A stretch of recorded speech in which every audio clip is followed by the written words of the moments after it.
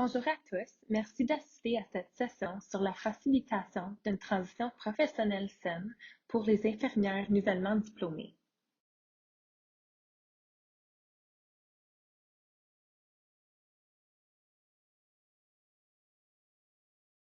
J'ai voulu commencer par contextualiser où nous nous situons présentement en fait de l'environnement de travail et la profession infirmière.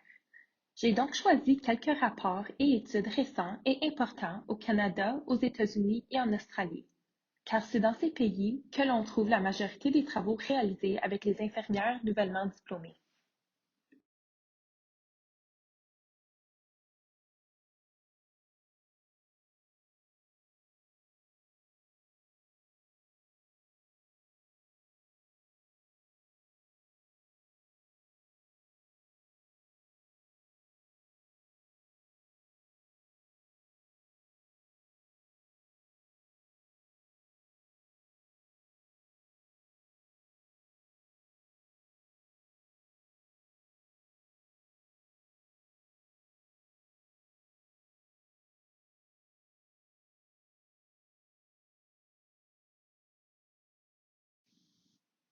Je pense qu'il est important que nous comprenions que de nombreux changements sont intervenus dans la perception du lieu de travail en même temps que le lieu de travail lui-même évoluait.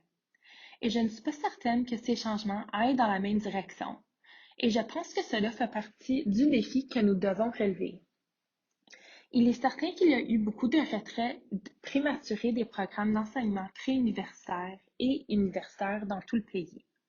On constate un nombre important de réductions dans les demandes d'inscription au programme d'enseignement, et ce n'est pas un bon scénario pour nous, étant donné que les infirmières en fin de carrière quittent leur emploi. Il y a eu des départs incroyables d'infirmières qui ont quitté leur emploi principalement à cause du stress et de la surcharge de travail qui implique l'aspect de l'environnement de travail de notre contexte de soins infirmiers. De nombreuses recherches ont été menées, et même depuis la COVID, pour nous parler du stress professionnel, de la tension entre les rôles, de la nécessité d'équilibrer le travail et les conflits familiaux, ce qui est particulièrement problématique pour la nouvelle génération car elle est très sensible à cet équilibre. Ils grandissent dans un environnement incroyablement stressant et tentent d'atténuer ce stress. Ils essayent de s'adapter au rythme de l'environnement de travail et ont beaucoup de difficultés. Nous savons tous qu'il existe des problèmes de sécurité liés à la charge de travail et que ces problèmes sont liés à la pénurie, mais ils sont également liés aux conditions de travail avec ou sans pénurie. Et je pense que nous devons faire la distinction entre ces deux aspects, car la raison des mauvaises conditions n'est pas seulement le fait que nous ayons une pénurie inférieure. Nous devons assumer la responsabilité de ce que nous faisons pour créer un lieu de travail qui veille la peine qu'on s'y réveille le matin. Pendant la COVID, il y avait beaucoup de problèmes de redéploiement. Les infirmières ont donc été déplacées, ce qui certainement a posé un problème aux nouvelles infirmières diplômées, même si elles ont été maintenues dans les unités où elles ont été embauchées, les personnes sur lesquelles elles comptaient pour les encadrer ont été redéployées elles-mêmes. D'une manière ou d'une autre, les nouveaux diplômés ont eu du mal à développer leurs connaissances parce qu'elles n'avaient pas nécessairement le mentorat dont elles avaient besoin. Il est certain que nous sommes partout préoccupés par la sécurité et les ratios infirmiers, et je pense que ce qui motive une grande partie des mandats de ratio que nous voyons non seulement au Canada, mais aussi aux États-Unis. Je pense qu'il y a une dévalorisation et un manque de respect à l'égard des infirmières sur le lieu de travail, même en raison de l'absence d'atténuation des défis dont elles semblent parler constamment. Des données dévastatrices proviennent de diverses organisations. Ces données montrent clairement un déclin de la santé mentale des professionnels de la santé. C'est quelque chose qui est aperçu par les étudiants en sciences infirmières avant qu'elles deviennent infirmières. Elles sont donc socialisées à craindre ce qui leur attend lorsqu'elles deviennent infirmières elles-mêmes. De nombreux rapports font l'état de discrimination raciale et sexiste sur le milieu de travail, et leur seuil de tolérance est bien plus étroit que celui des infirmières plus seniors. Je pense que c'est évidemment un très bon élément social, mais cela dit, je ne pense Pas que nous soyons nécessairement prêts pour cela en tant que société, et je pense que notre mouvement vers l'acceptation des gens tels qu'ils sont en termes de genre, d'ethnicité, de culture, de politique, de statut économique, je pense que nous sommes en retard par rapport aux jeunes.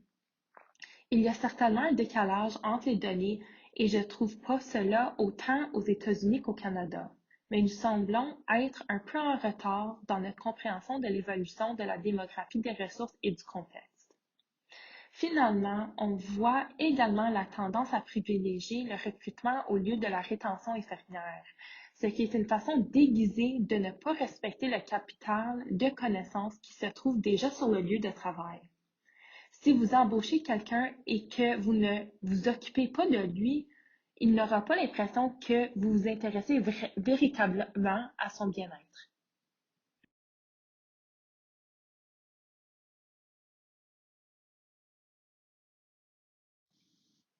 En ce qui concerne le contexte de la pratique, nous devons nous demander pourquoi nous devrions nous préoccuper autant de l'expérience de transition de l'infirmière nouvellement diplômée.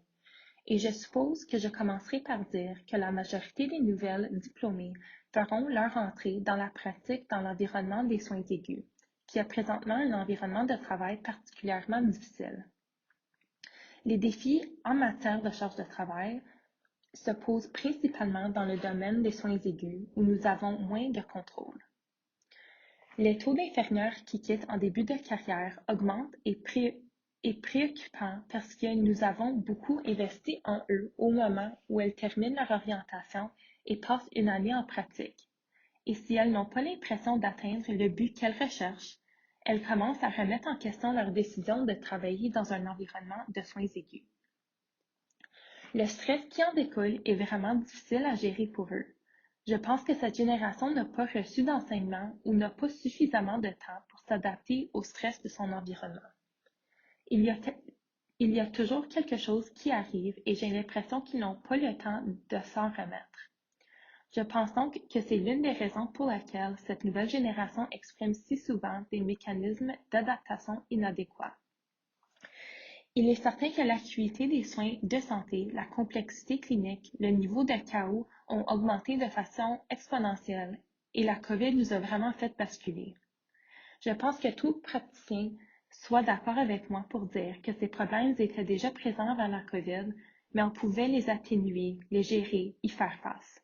Mais je pense que la COVID a tellement stressé nos systèmes qu'il a vraiment fracturé ce que nous avions en place et c'est, je pense, une autre raison pour laquelle nous rencontrons tant de difficultés aujourd'hui. Les pénuries de personnel que nous connaissons avant la COVID ont certainement été exaspérées et intensifiées, principalement en raison de l'augmentation de la charge de travail et du fait que les nouveaux diplômés arrivant sur le lieu de travail n'ont pas reçu le soutien dont ils avaient besoin. Je dis toujours aux gens que la différence entre la COVID et toute autre chose qui a stressé nos lieux de travail dans le passé, c'est qu'ils étaient à la fois personnels et professionnels. Chaque praticien qui s'occupait d'un patient atteint de la COVID en faisait également l'expérience en rentrant chez lui et en se changeant dans son garage pour protéger sa famille. Je pense donc qu'il est important que nous reconnaissons l'importance des problèmes de santé mentale sur le lieu de travail et que nous faisons tout ce qui est en notre pouvoir pour tenter de les résoudre. Je pense qu'il est difficile de s'engager et de développer des partenariats et des relations parce que vous ne disposez pas nécessairement du capital intellectuel au sein de votre personnel pour soutenir ce mentorat et ce préceptorat. Mais je pense que des programmes d'orientation, un programme formel de mentorat ou de préceptorat ou un programme de soutien à la transition fondé sur les étapes de transition et sur le choc de la transition doivent être mis en œuvre à l'échelle nationale.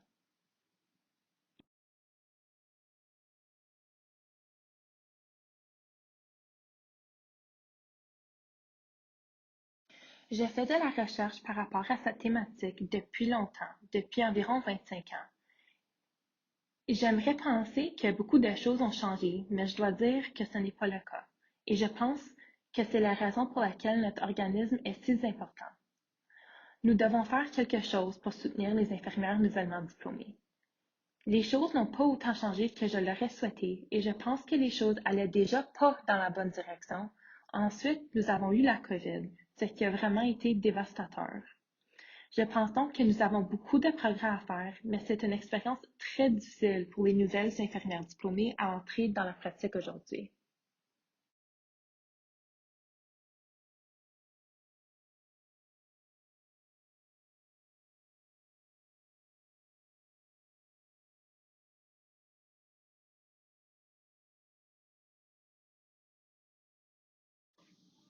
Ici, il s'agissait simplement de vous montrer un message d'une nouvelle infirmière qui éprouve des difficultés. Nous savons que comme infirmières, nous développons la capacité à faire plusieurs choses à la fois, un processus que Patricia E. Bright à l'Université d'Indiana appelle le stacking. Mais les nouvelles diplômées, elles, c'est pas quelque chose qu'elles développent immédiatement. Au début, elles reçoivent leur rapport de l'autre infirmière, elles commencent leur travail, mais lorsqu'il y a des grands changements, elles ont vraiment la difficulté à s'ajuster.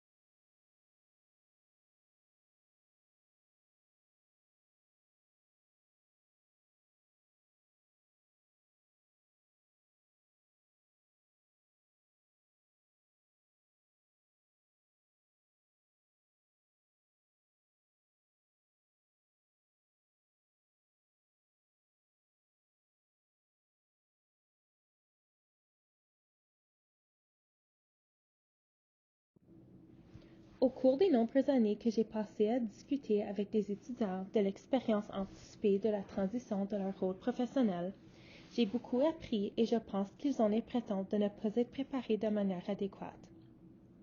Je pense que les écoles de sciences infirmières qui sont accréditées ont suivi un processus très rigoureux au cours duquel les experts ont déterminé que ce programme devrait préparer adéquatement l'infirmière à exercer dans l'environnement de pratique actuel.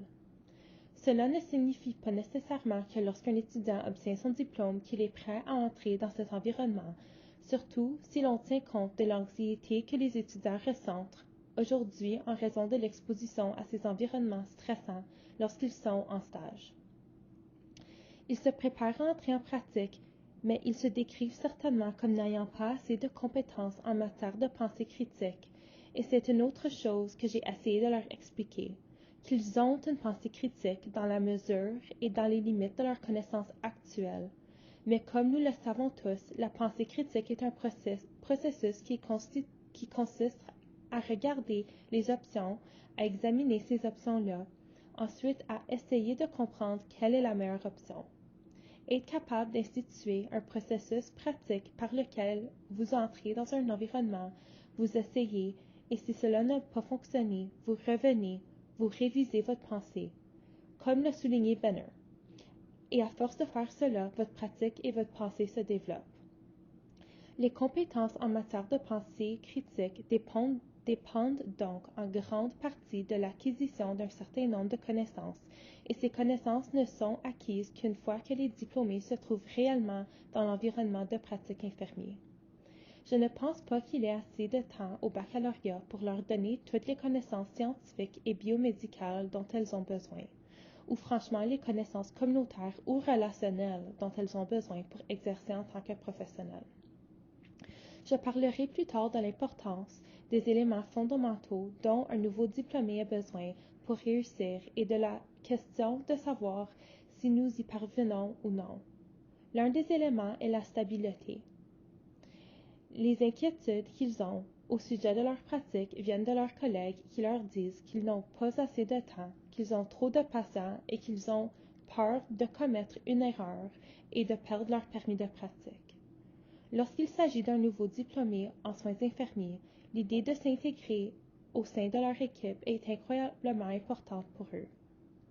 C'est presque la lentille avec laquelle ils voient et ce qu'elles font, en particulier au premier stade de la pratique.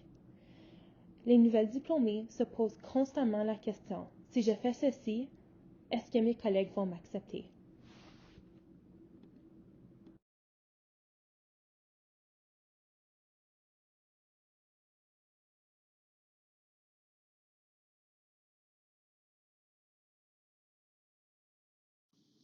Nous avons maintenant trois générations d'infirmières au chevet, principalement la génération X, les millénaires et la génération Z, et les nouveaux diplômés qui sortent actuellement sont principalement de la génération Z. J'ai donc pensé que nous devrions parler un peu de leurs caractéristiques générationnelles. Bon nombre de nouveaux diplômés qui ont participé à mes études ont décrit cette période de croissance comme une expérience de transition. L'idée de quitter le domicile familial et de se retrouver seul pour la première fois n'est pas rare, et lorsqu'on pense à ces jeunes qui grandissent dans un environnement très incertain, confrontés à la guerre, à l'effondrement de l'économie et à des catastrophes environnementales, il est assez compréhensible qu'ils se sentent un peu anxieux.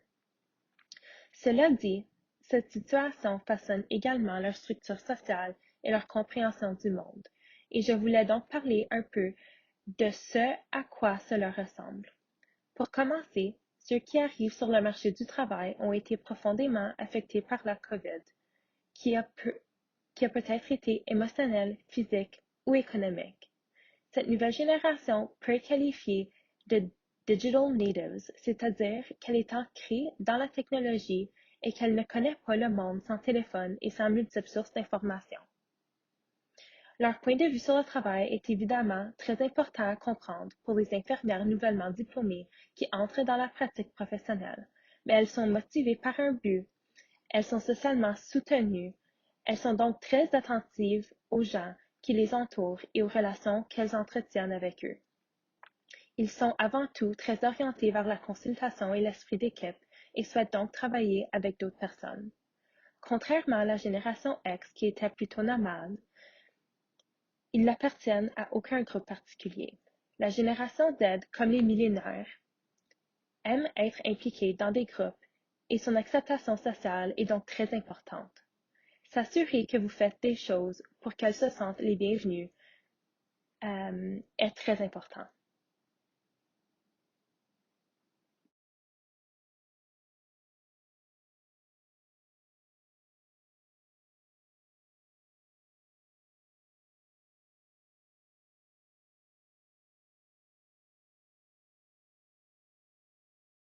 Je vais donc vous parler des trois étapes de la transition, des composantes particulières de chaque étape et des éléments importants à comprendre par rapport à chaque étape.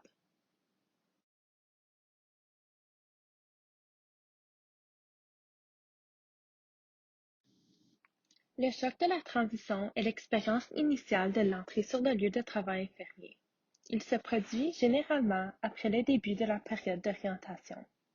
Ainsi, lorsqu'ils sont seuls et que l'on s'attend à ce qu'ils exercent comme des professionnels, le choc de la transition se fait sentir. Il se produit généralement au bout de quelques semaines, voire quelques jours, mais ne dure pas très longtemps, à condition que les difficultés rencontrées lors du choc de transition soient atténuées. Comme vous pouvez le constater, il existe quatre quadrants d'influence pour l'infirmière nouvellement diplômée: les connaissances, les relations, les rôles et les responsabilités. En fait des rôles au sein de l'unité, il peut avoir lieu qu'une infirmière nouvellement diplômée, travaillant comme infirmière auxiliaire ou aide-soignante au sein de l'unité avant de terminer ses études, et se trouve maintenant sur la même unité avec un rôle et une charge de travail différente. Ces rôles doivent être très clairs pour eux, et il leur faut parfois un certain temps pour s'adapter à ces nouveaux rôles. Enfin, les responsabilités varient énormément d'une unité à l'autre et d'un lieu de travail à l'autre. Il faut certainement comprendre qu'ils ont aussi des responsabilités dans leur vie personnelle qu'ils n'avaient peut-être pas auparavant. Une fois les études terminées, les amis, la famille et les proches ont tendance à penser que vous pouvez commencer à assumer toutes ces autres responsabilités dans votre vie personnelle et ils ne se rendent pas compte que votre transition va être une période assez stressante. Il est donc très important de savoir ce qui se passe personnellement pour le nouveau diplômé. Cette période peut être difficile pour eux et votre capacité à comprendre lequel de ces quatre cadrans est le plus problématique vous permettra d'orienter et de cibler les ressources appropriées pour les aider. Pendant la période de choc de transition, la plupart des diplômés éprouvent un sentiment de peur écrasant, la peur de faire une erreur au travail. C'est une période de grand bouleversement émotionnel et c'est pourquoi je leur parle beaucoup de se laisser aller un peu et d'être généreux avec eux-mêmes lorsqu'il s'agit de leur propre santé mentale. Au cours des premières semaines et des premiers mois, ils seront physiquement épuisés et le fait qu'ils travaillent généralement des corps de 12 heures, et si ce n'est pas le cas, l'intensité de leur travail, quelle que soit la durée, est bien plus grande qu'elle ne l'a jamais été lorsqu'ils étaient étudiants. Le fait de reconnaître que cela va être un défi pour eux vous aidera à leur offrir du soutien. Ils seront probablement un peu désorientés parce que littéralement, ils étaient des étudiants qui bénéficiaient du soutien de la faculté une minute et l'instant d'après, ils se retrouvent seuls, ce qui peut être vraiment déstabilisant. Cette diapo présente une image légèrement différente des étapes de la transition au cours des 12 premiers mois, mais elle vous donne une idée des périodes de crise qui sont présentées lors du parcours. Il commence donc par la première étape que j'ai appelée l'étape de faire, car l'accent est mis sur les compétences pratiques. Au cours de cette phase initiale, lorsque le choc de transition les frappe, il est très rare et certainement préoccupant que le diplômé prolonge ce choc de la transition au-delà de quelques mois. J'essaie de distinguer en disant que le choc de transition est généralement cette idée initiale de ne pas être capable de passer le pic de la transition. Il s'agit d'un sentiment initial accablant qui est généralement motivé par la peur d'être inadéquat ou incompétent. En contraste, la crise de transition survient lorsque les personnes se sont habituées à leur rôle et responsabilités et qu'elles se sentent un peu en confiance, mais qu'elles regardent autour d'elles et constatent à quel point ce qu'on s'attend d'elles est différent de la réalité à laquelle elles s'attendaient. Ils peuvent voir le lieu de travail, le système de santé, qui est un système imparfait qui ne leur permet pas d'exercer comme ils le souhaitent.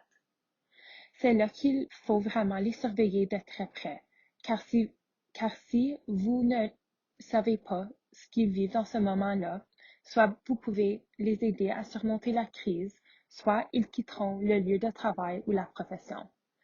La crise de transition est beaucoup plus difficile à résoudre que le choc de transition.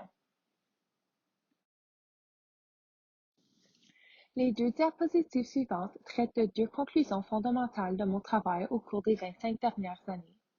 La première est qu'il existe des catégories d'influence qui influencent la manière dont les nouveaux diplômés luttent ou réussissent et les raisons pour lesquelles ils le font. La diapositive suivante porte sur les éléments fondamentaux, les rôles, les responsabilités, les relations et les connaissances. Je dois préciser que le livre que vous trouvez dans la section théorie de la transition du site web aborde en détail toutes les informations dont je parle aujourd'hui. Donc, si vous souhaitez approfondir vos connaissances de ces catégories d'influence, je vous porte à lire le livre. C'est également ce que j'ai présenté dans la description du choc de la transition, car dès qu'ils entrent dans la pratique, vous commencez à voir lequel de ces éléments dans laquelle de ces catégories influence l'expérience du choc de la transition pour eux. Par exemple, ils peuvent être très à l'aise avec leur niveau de connaissance, mais être très mal à l'aise avec leurs relations. Donc, si on leur apporte beaucoup de soutien en matière de connaissances, mais que ne nous reconnaissons pas que les relations sont problématiques pour eux, alors nous manquons la coche avec ce nouveau diplômé en particulier. Je pense donc pas qu'une approche unique fonctionne pour ces nouveaux diplômés. Je pense que si nous comprenons les règles, les relations, les responsabilités et les connaissances, nous ciblerons les ressources de manière appropriée, ce qui leur aidera le plus. Je tiens à souligner que j'ai une échelle de transition des rôles professionnels qui a été validée et qui est disponible si vous souhaitez me contacter à ce sujet. Elle vous permet de mesurer laquelle de ces 4 catégories est la plus problématique pour le diplômé et de cibler les ressources de manière appropriée. Donc, n'hésitez pas à nous contacter. Il existe des fondements de la transition pour l'infirmière nouvellement diplômée et ils ne sont pas super compliqués. Nous avons la stabilité, la prévisibilité, la cohérence et la familiarité. Je les ai décrits ici.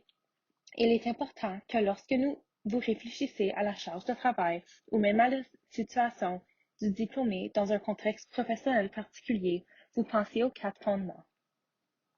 Je vais vous donner un exemple. Les nouveaux diplômés qui travaillent sur l'équipe flottante ou l'équipe ressources ne correspondent généralement à aucun des éléments fondamentaux, de sorte qu'ils ne savent pas avec qui ils vont travailler, ni de quel patient ils vont s'occuper.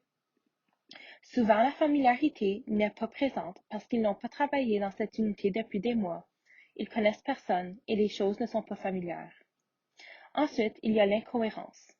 Ils vont dans des unités différentes tous les jours ou toutes les semaines, et il est difficile d'établir des relations et des modèles de reconnaissance dans leur développement clinique, ce qui est super problématique. Enfin, la stabilité, c'est-à-dire, pour ceux qui ont lu mon travail sur le travail à l'urgence pour les infirmières nouvellement diplômées, vous saurez que mes recherches suggèrent que ce n'est probablement pas le meilleur endroit pour un diplômé parce qu'il ne lui laisse pas la latitude de développer ses compétences cliniques sans être soumis à une certaine pression clinique et que les risques d'erreur sont très élevés. La dernière chose que je voudrais mentionner à propos des éléments fondamentaux est une chose que j'ai déjà mentionnée. Il est important de retenir qu'il s'agit d'une expérience aussi personnelle que professionnelle pour le diplômé. Ainsi, lorsque vous pensez à tous ces éléments fondamentaux, il faut également faire référence à leur vie personnelle. Contrairement à ce qui se passait lorsque j'ai commencé à pratiquer, personne s'intéressait à la personne que j'étais. Je devais simplement faire mon travail. Aujourd'hui, la démographie est différente et je vous recommande d'apprendre à connaître les nouveaux diplômés et leurs besoins uniques.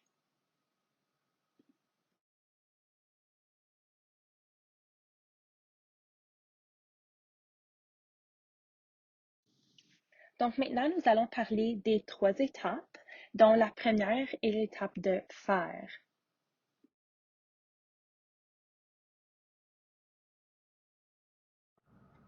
L'étape de faire commence une fois que le candidat a terminé son orientation et qu'il se trouve dans une position de pratique autonome. Ce stade est appelé ainsi parce que c'est là que les nouvelles infirmières accomplissent des tâches et comprennent leur rôle. Ils se concentrent sur les tâches, ils font ce qu'ils savent faire. Il est intéressant d'expliquer ce phénomène à des infirmières seniors qui peuvent se sentir un peu menacées par le fait que la nouvelle diplômée leur présente de nouvelles techniques fondées sur des données probantes. Mais c'est tout ce qu'ils savent. Ils savent ce qu'on leur a enseigné et ils arrivent donc dans la pratique avec cette idée en tête. Donc, si vous vous y attendez et que vous le comprenez, cela ne sera pas perçu comme une menace par les infirmières avec lesquelles vous travaillez. Il est certain que beaucoup de choses sont différentes entre ce qu'elles ont vécu à l'école et ce qu'elles voient aujourd'hui sur le champ. Elles ne connaissent pas souvent leurs collègues et c'est là que réside l'avantage de l'étape suivante. Travailler en tant qu'étudiant infirmier, en tant qu'externe clinique ou aide-soignante, en même temps que poursuivre ses études, sur une unité où on va s'installer peut être très utile car la familiarité accrue réduira le stress lié à la transition infirmière. Souvent, les nouveaux diplômés sont tellement concentrés sur l'apprentissage de ce qu'ils doivent faire en tant qu'infirmier infirmière autonome avec sa propre charge de travail qu'ils se doutent d'eux-mêmes, et c'est tout à fait normal. Ils rentrent souvent chez eux et n'arrêtent pas de penser à ce qui s'est passé cette journée-là. Ils en rêvent. Ils sont épuisés parce que c'est ce qu'ils font la journée longue.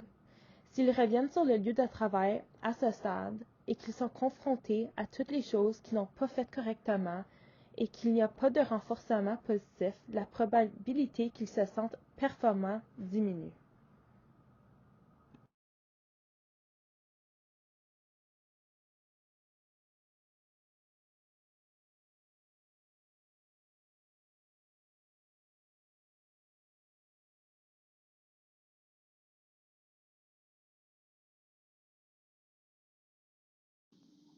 Si vous avez compris la première étape telle que je l'ai décrite, vous comprendrez pourquoi ils sont si épuisés lorsqu'ils arrivent à environ 4 mois de leur transition. Je dis toujours aux nouveaux diplômés de se réserver un rendez-vous au spa, un voyage ou une activité relaxante au bout de 4 mois, parce qu'ils en auront vraiment besoin. Si un diplômé ne reçoit pas le soutien dont il a besoin au cours de cette première étape, il ne passera pas nécessairement en douceur à la deuxième étape de sa transition, qui, elle, est vraiment importante.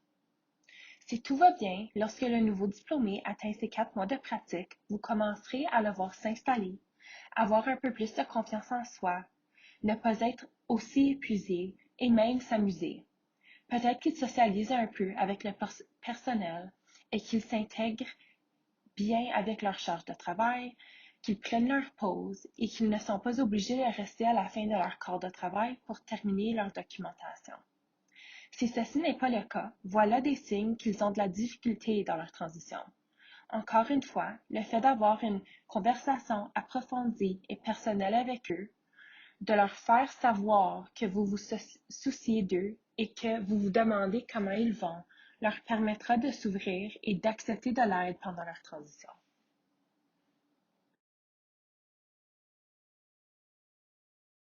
Au stade de l'être, le nouveau diplômé, comme vous venez de le vivre, sort de 4 mois très traumatisants, la tête baissée.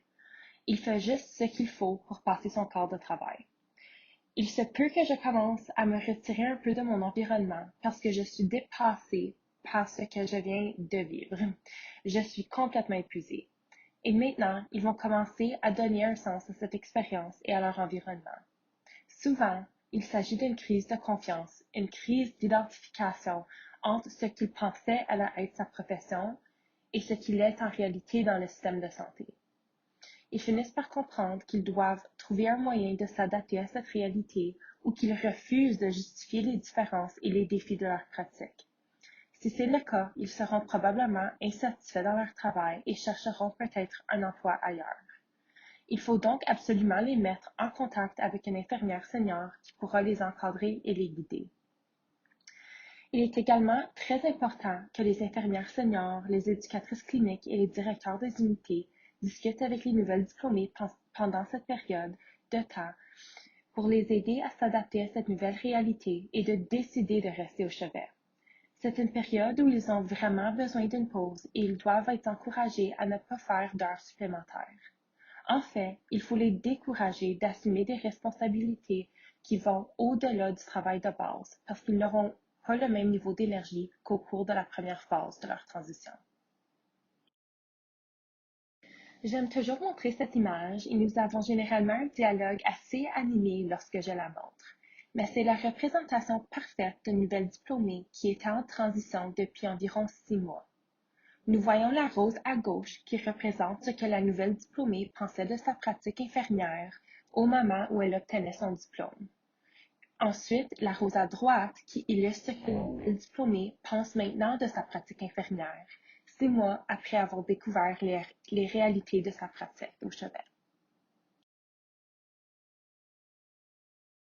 Si le nouveau diplômé a été soutenu au cours de la première phase et a été encouragé de se rétablir, il le fera au cours de la deuxième phase.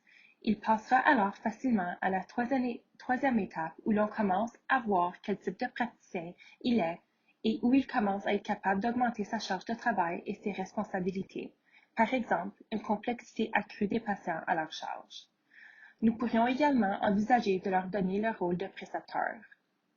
Si c'est le diplômé qui joue le rôle de précepteur, il est préférable d'attendre qu'il ait 5 ou 6 mois d'expérience pour assumer cette responsabilité.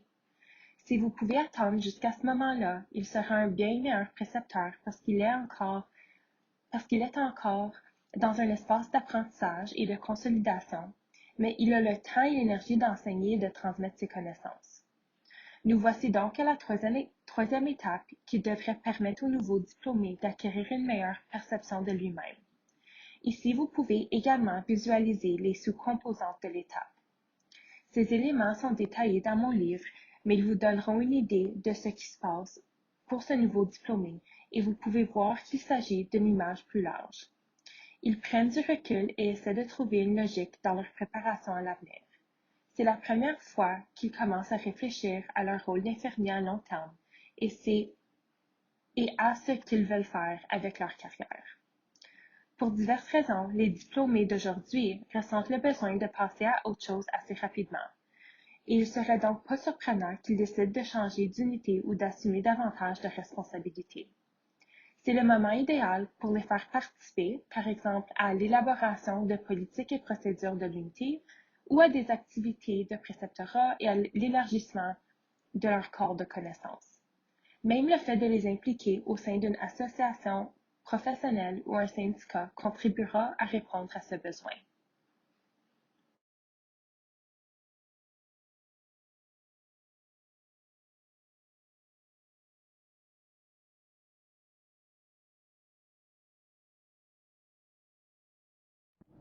Il n'est pas surprenant qu'il y ait des facteurs d'erreur dans la transition des infirmières nouvellement diplômées, mais je tiens vraiment à parler de la période pré- et post-COVID. Leur prise de décision est particulièrement difficile au cours des 6 à 8 premiers mois.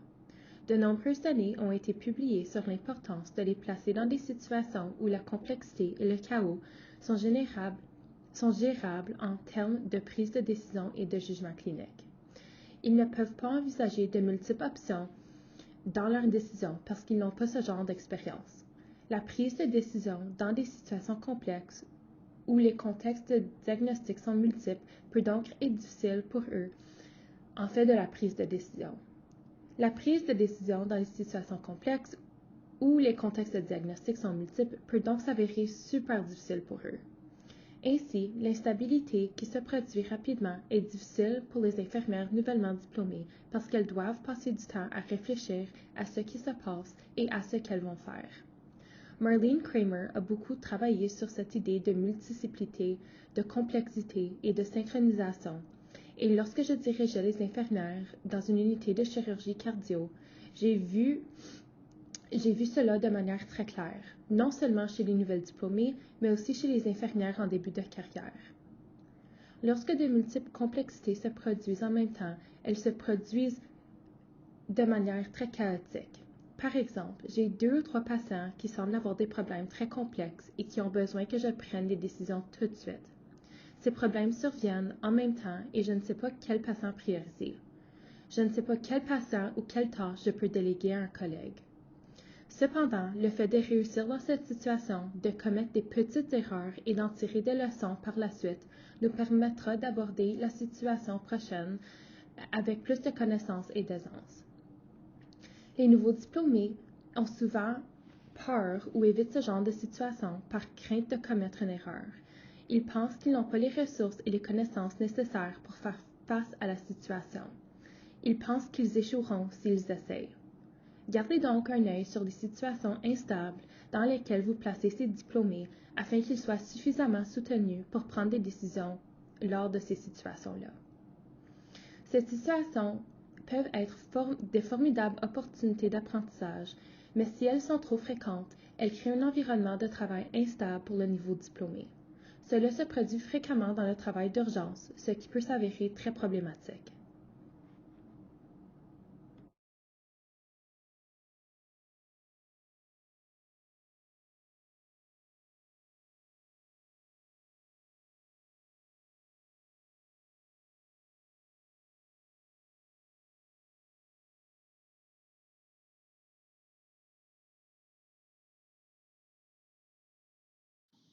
Voyons donc comment nous pouvons faire en sorte que les nouveaux diplômés réussissent. Pour commencer, il serait bon d'établir davantage de partenariats entre l'enseignement et la pratique et de mettre en place des personnes qui enseignent tout en pratiquant, de sorte qu'elles soient présentes à la fois en stage avec les étudiants et en salle de classe avec eux. Il existe de nombreux modèles théoriques que nous pourrions explorer davantage et que je recommande certainement. En ce qui concerne les stages de consolidation, il serait utile que ces expériences soient en lien avec l'endroit où le nouveau diplômé espère ou prévoit travailler. Par exemple, le diplômé qui souhaite aller en salle d'opération pour acquérir une expérience dans le cadre de son stage final, mais qui va travailler dans une unité médico-chirurgicale ou une unité de mère-enfant, pourrait avoir une expérience plus difficile de transition. Par conséquent, plus nous pouvons améliorer la familiarité, la prévisibilité, la cohérence et la stabilité de cette transition, donc où la personne va, qui ils vont voir, où tout se trouve, plus il y a de chances qu'ils réussissent lors de leur transition.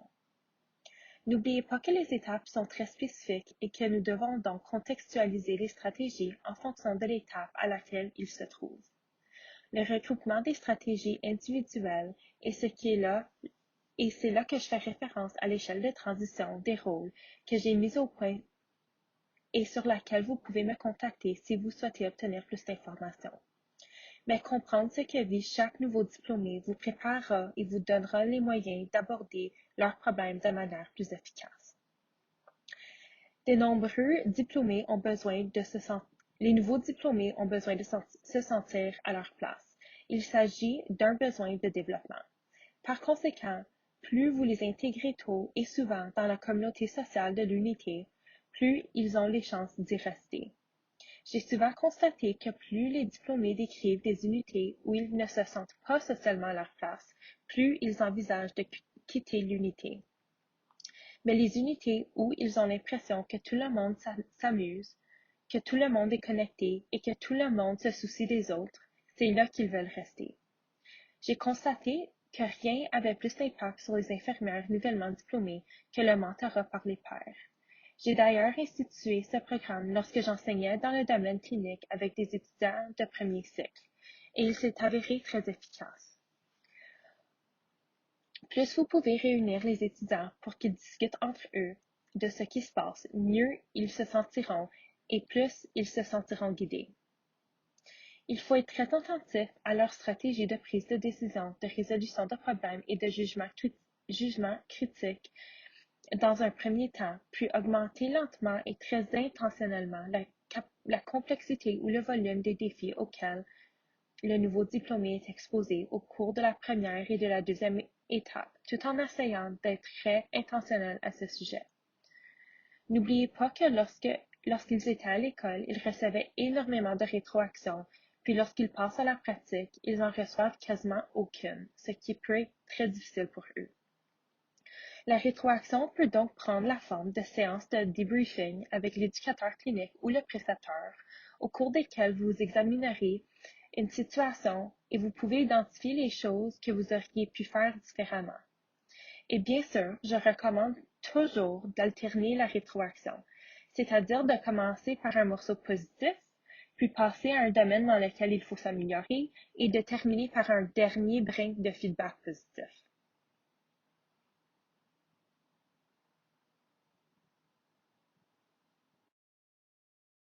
Je pense que tout le monde sait que les nouvelles infirmières ont besoin d'être soutenues, qu'elles doivent être en contact avec des mentors et avec leurs pairs.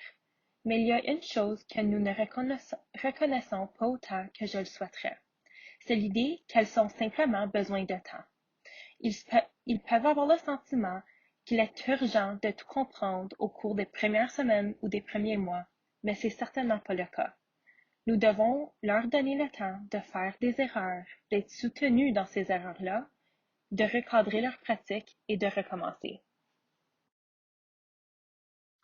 Dans mes diapositives suivantes, j'ai fait référence aux phases et aux étapes de transition.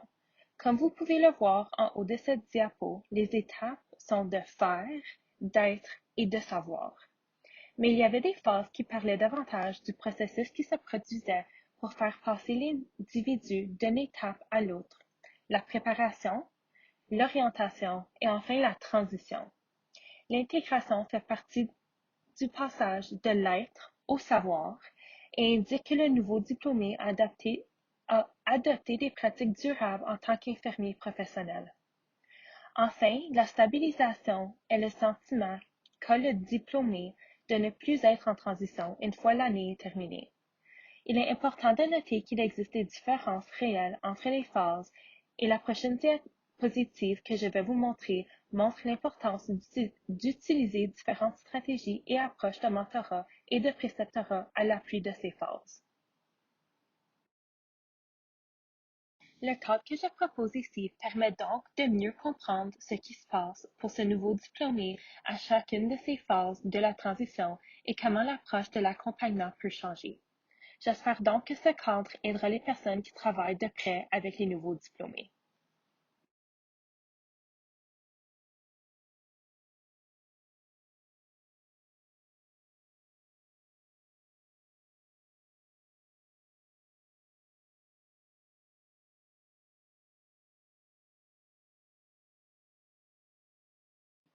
J'aimerais terminer par quelque chose que j'ai trouvé récemment, un rapport d'Elsevier intitulé The Clinician of the Future ou Le clinicien du futur, publié en 2022. et j'aimerais vous faire part de leur perception des multiples entrevues qu'ils ont eues avec les cliniciens dans le monde entier et dans différents domaines de pratique pour savoir ce qu'on recherche chez les cliniciens du futur.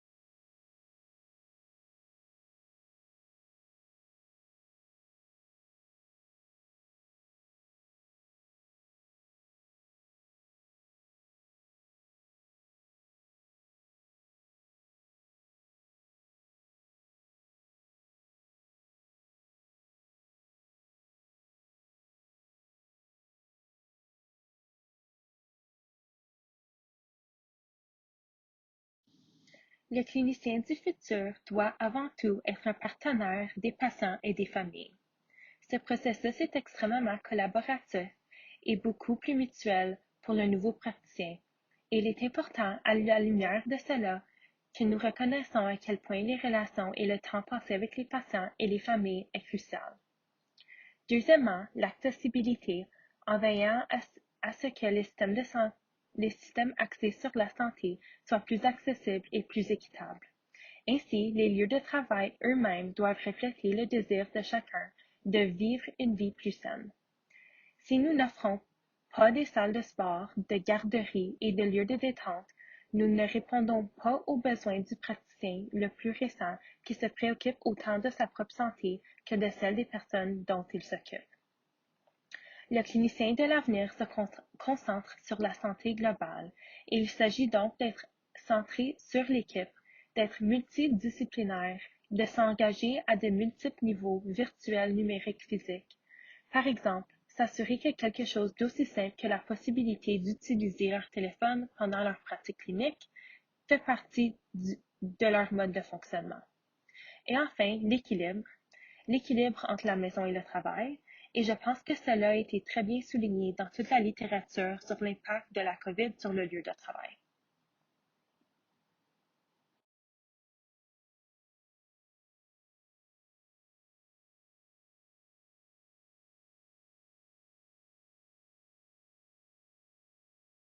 Pour terminer, lorsque nous réfléchissons à ce dont les nouveaux diplômés ont besoin et à ce que l'avenir des soins infirmiers leur offre, l'idée de soutien est essentielle. Nous devons tout comprendre les étapes et les phases de la transition afin de pouvoir les soutenir de manière appropriée tout au long de leur première année de pratique. Enfin, nous devons réfléchir à la manière dont nous allons développer les capacités de leadership et les structures cliniques des nouveaux membres de notre profession, ce qui inclut de les mettre en contact avec des mentors seniors afin de leur soutenir.